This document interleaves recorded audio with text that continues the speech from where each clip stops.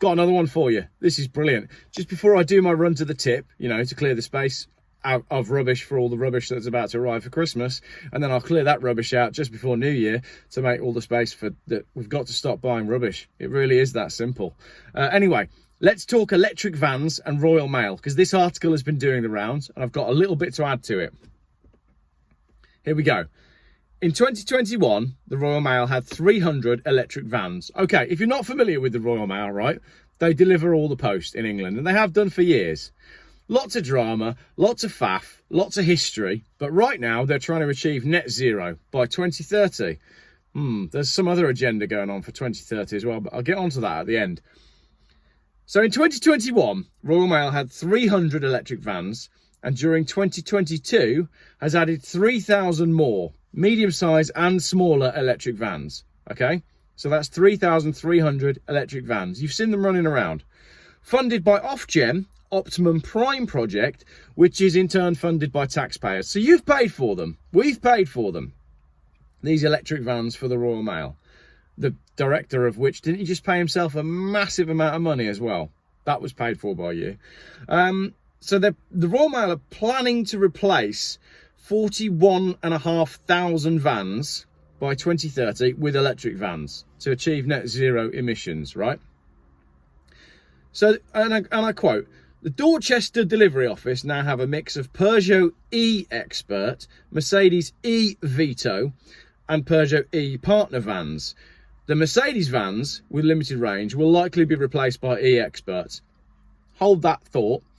Go and have a little research on the Mercedes eVito. The range is crap. And even on the improved one, the range isn't even that good. And they're well expensive. They're like 37 grand to go 170 miles. Carry on. So these vans that I just mentioned, the e-Expert, the eVito and the e-Partner, replace the old-fashioned Fiat Doblo petrol vans. They had a range of 300 miles and were 5 to 8 grand cheaper than the e-vans. Now, when I looked into this for my research, I found that it was more than 5 to 8 grand cheaper. You can go buy a brand new Fiat Doblo petrol for more like 9 or 10 grand cheaper that you can buy an electric van, depending on which van you go for. If it's the Mercedes, way cheaper to get a petrol one. These vans do about 100 miles a day for 300 days of the year, excluding the Sundays, and they achieve about 50 miles to the gallon. Now, I've got to take that with a pinch of salt because I think they'll do slightly less, but they are quite impressively economical, those Doblos. So that's about £4,800 a year in fuel, and refueling takes 15 minutes, give or take. Road tax £180 a year, servicing £600 a year. Okay, so the total cost of running your Fiat Doblo petrol van, 5,580 quid.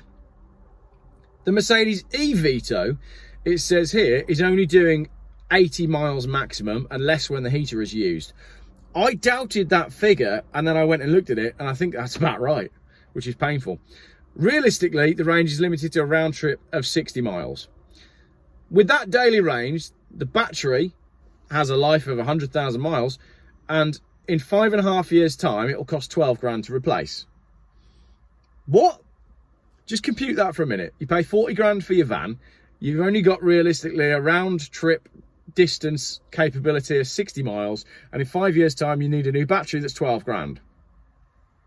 That averages out to £2,200 a year. Recharging of a 50 kilowatt battery takes 8 hours, 70p a kilowatt at the Royal Mail business rate. 300 days of the year, it's 10.5 grand a year. Servicing at £600 a year, giving you a total running cost with your battery life divided by 5, your 100,000 miles charge, and your servicing, £13,300 per annum to run the Mercedes. More than twice what it would cost you to run the petrol Doblo. We're still going. The Peugeot e-Expert, doing 100 miles a day, and with a battery life of 100,000 miles, needs to be replaced every 3 years at a cost in excess of £15,000, or 5 grand a year. So you take the amount it costs to charge the vehicle to do the mileage that they need to do, which is 15 grand. You add the servicing, which is 600 quid, and you add the cost of the battery, which is 5 grand in 1 year, 15 grand over 3 years. That gives you a running cost for the Peugeot e-Expert of £21,350 per year. Remember, the petrol-powered Doblo that they're replacing is £5,580 per year. The Peugeot e-Partner, can do 150 miles a day on a 50 kilowatt battery, and doing 100 miles a day, recharging the battery would take 8 hours for 300 days. That's 10.5 grand a year just to charge the battery. Battery life of 100,000 miles, needs replacing every 3 years, is 12 grand, that's 4 grand a year. So you take your 10.5 grand that it costs to charge the van, add your 4 grand a year for the battery, add your £600 a year for the servicing, and that's £20,500 per year. So, the cost of having all petrol Fiat Doblos is 5,580 quid times 41,500, 231 million pounds. 231 million pounds to run petrol powered vans. With a mix of e-expert and e-partner vans at, say, 21 grand for the year, times 41,500 vans, 871 million pounds a year. That will increase the present company loss of 1 million a day to 3.1 million a day. So, concludes the writer, Royal Mail will reach net zero emissions by 2030 because it will be bankrupt. Written by Anthony Naylor, the UK Independence Party Energy and Transport spokesman. Now, I read that article earlier and I thought, this doesn't seem right. Why would a company that is based, well, taxpayer funded for starters, why would they not be looking at the financials of what it's actually costing to use these vehicles, to move to these vehicles? And then I thought, you know what, I'm not going to make a video about this. I've done the ULEZ one, I've done the Oxford one, and I'm depressed. I'm not going to lie, I am depressed at the thought of the future. So I thought I'm going to pop out, I'm going to make a nice video about my cars, the cars that I've had in the past. That's what I was thinking. So I went out and did my Volvo video, and whilst I was out and about, I saw a postman. And I thought, you know what, I'm going to go and ask him. And he's driving an electric van, a Nissan, that's not mentioned in that piece. He's driving an electric Nissan. And I said to him, how is it? How's the Nissan? And he says, to be honest, I wanted to hate it, but it's great. He said the range is about 150 miles in the summer, and it drops right off in the winter, and you can't use the heater. I thought, okay, well, that's good. Last week, isn't it, when it was -7.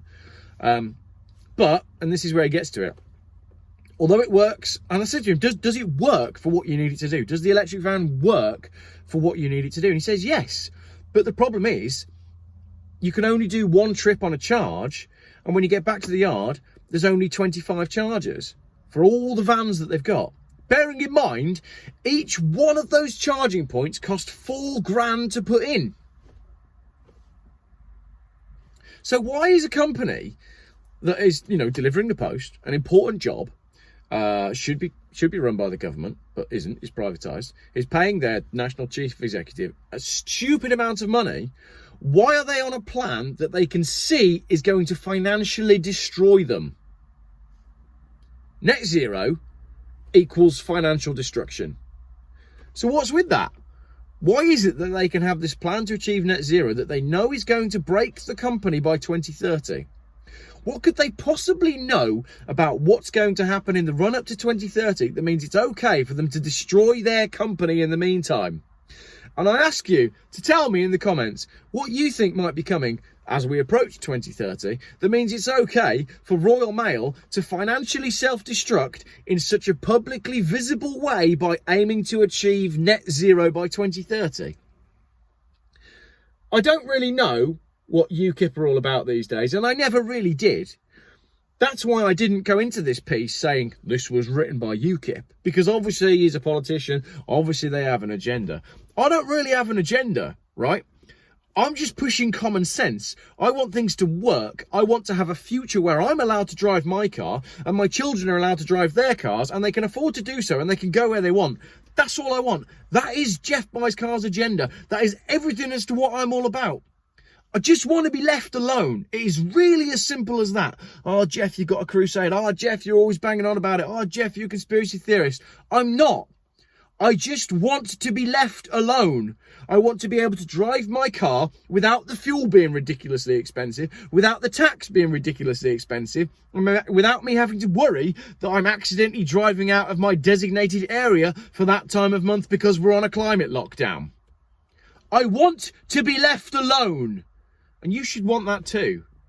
So, this stuff matters. Cheers for watching. Code word for if you made it to the end of the video is Geoff I want to be left alone too.